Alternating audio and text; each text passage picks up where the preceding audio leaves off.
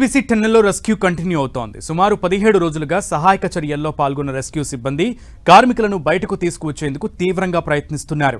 ప్రమాదంలో గల్లంతైన 8 మందిలో 17 రోజుల సహాయక చర్యల తర్వాత ఒకరి మృతదేహం లభ్యమైంది. మృతుడిని రాబిన్స్ ఆపరేటర్ గురుప్రీత్ సింగ్ గా గుర్తించారు. ఆయన స్వస్థలం పంజాబ్లోని చీమా కలాన్. అయితే కేరళ నుంచి తెప్పించిన క్యాడవర్ డాగ్స్ గుర్తించిన చోటే గురుప్రీత్ మృతదేహం లభ్యమైంది. శనివారం రాత్రి సహాయక బృందాలకు ఓ చేయి కనిపించగా కాంక్రీట్ మాదిరిగా గట్టిపడ్డ మట్టిలో నుంచి దెబ్బతినకుండా మృతదేహాన్ని తీసేందుకు సహాయక బృందాలు సుమారు 12 గంటల పాటు శ్రమించాయి. మృతదేహం నిలువున ఉన్నట్లు గుర్తించి 12 అడుగుల మేర తవ్వకాలు జరిపాయి. టీబీఎంకు చెందిన వ్యర్థాలను సైతం 7 లేయర్ల మేర తొలగించాక గురుప్రీత్ సింగ్ మృతదేహం లభ్యమైంది. ఆదివారం సాయంత్రం 4 గంటలకు మృతదేహాన్ని తీయగా 6 గంటలకు టన్నెల్ నుంచి బయటకు తీసుకువచ్చి పోస్టుమార్టం అనంతరం మృతదేహాన్ని పంజాబ్కు తరలించారు. గాలింపు ప్రక్రియను తీవ్రతరం చేసిన రెస్క్యూ అధికారులు జీపీఆర్ రాడార్లు, ఆక్వా ఐ యంత్రాలు, స్నిప్పర్ డాగ్స్, కేరళ నుంచి తెప్పించిన క్యాడవర్ డాగ్స్ వినియోగించారు. మిగిలిన 7 కార్మికుల కోసం అధికారులు రెస్క్యూ కొనసాగిస్తున్నారు. మరో 2 ప్రాంతాలను గుర్తించారు. ఈ 3 చోట్ల తవ్వకాలు కొనసాగుతున్నాయి. అయితే ఈ ప్రాంతం సున్నితంగా ఉందని సింగరేణి మైనర్లు చెబుతున్నారు. ఊట నీటిని తొలగిస్తుండగా మిగతా మట్టి కాంక్రీట్ మాదిరిగా గట్టిగా తయారవుతూ తవ్వకాలకు ఆటంకంగా మారిందని రెస్క్యూ సిబ్బంది తెలిపారు. దీంతో సహాయక బృందాలపై పైనుంచి మట్టి పెళ్లలు కగలకుండా ఉండేందుకు దుంగలను తెప్పించారు.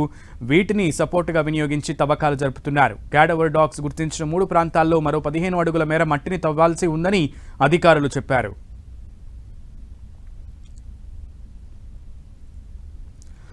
రెస్క్యూ ఆపరేషన్ ఎస్ఎల్బీసీ టనల్ దగ్గర 18 రోజులుగా కొనసాగుతూనే ఉంది. సో మరింత సమాచారం మా ప్రతినిధి ప్రసాద్ అందిస్తారు. ప్రసాద్.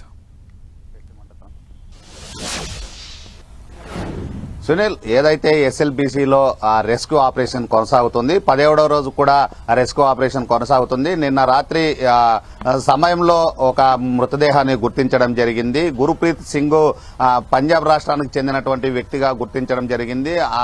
అతను ఏదైతే టన్నల్లో ఉన్నటువంటి టన్నల్ని తొలిచేటువంటి మిషన్ ఆపరేటర్ గా గుర్తించడం జరిగింది. ఆ కుటుంబానికి కూడా రాష్ట్ర ప్రభుత్వం 25 లక్షల పరిహారంగానే అందించినట్లు సమాచారం అందుతుంది.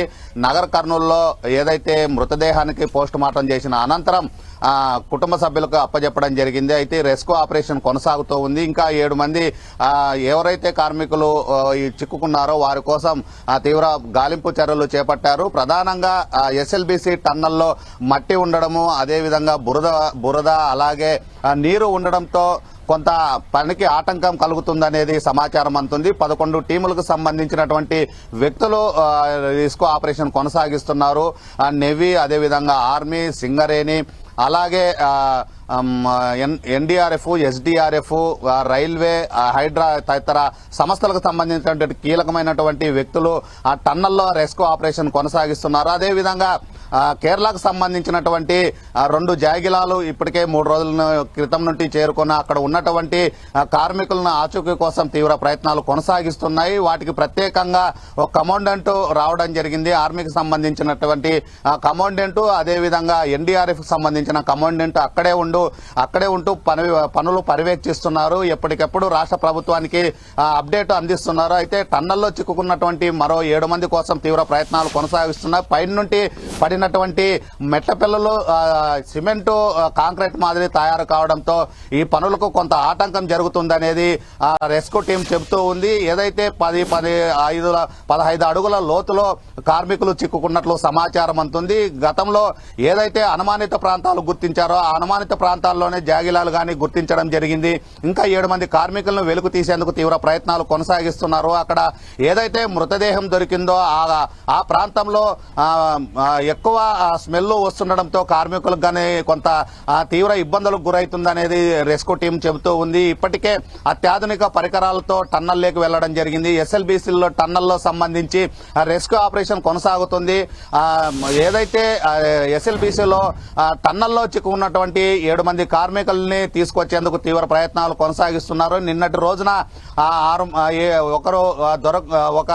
ఒక కార్మికుడు ఆచూకీ లభ్యం కావడంతో రెస్క్యూ రెస్క్యూ ఆపరేషన్ కొనసాగించేందుకు కొంత పనులకి ఆటంకం లేదు అనేది స్పష్టంగా అర్థమవుతుంది. ఇప్పటికే 7 మంది కార్మికులు ఎవరైతే ఉన్నారో వారి జాడ కోసం తీవ్ర ప్రయత్నాలు కొనసాగిస్తున్నాయి. రాష్ట్ర మంత్రులు, అదేవిధంగా జిల్లా కలెక్టరు, అలాగే జిల్లా ఎస్పీ అక్కడే ఉంటూ ఎప్పటికప్పుడు రెస్క్యూ టీమ్ తో సంప్రదింపులు జరుపుతున్నారు. ఏదైతే ఆ కార్మికుల్ని తీసుకొచ్చేందుకు తీవ్ర ప్రయత్నాలు కొనసాగించాలో ఖచ్చితంగా ఈ 2 రోజుల్లో ఆ 7 మంది ఆ కార్మికులు ఎక్కడైతే అనుమానిత ప్రాంతాలు ఉన్నాయో అనుమానిత ప్రాంతాలను గుర్తించి వారిని కానీ తీసుకొచ్చేందుకు ప్రయత్నాలు కొనసాగించాలని ఇప్పటికే రాష్ట్ర ప్రభుత్వం ఆదేశాలు ఇవ్వడం జరిగింది. ఇంకా ఏదైనా అత్యాధునిక టెక్నాలజీ కావాలంటే కేంద్ర ప్రభుత్వం ద్వారా తీసుకొచ్చి మరింత సెర్చ్ ఆపరేషన్ కొనసాగించాలని చెబుతున్నారు. అయితే 7 మంది కార్మికులు ఇంకా ఆచూకీ లభ్యం కాలేదు. ఈ రోజు సాయంత్రం గానీ రేపు గానీ మరో 1-2 ఆ కార్మికుల ఆచూకీ లభ్యమయ్యే అవకాశం ఉన్నట్లు తెలుస్తూ ఉంది. సునీల్. ఓకే ప్రసాద్.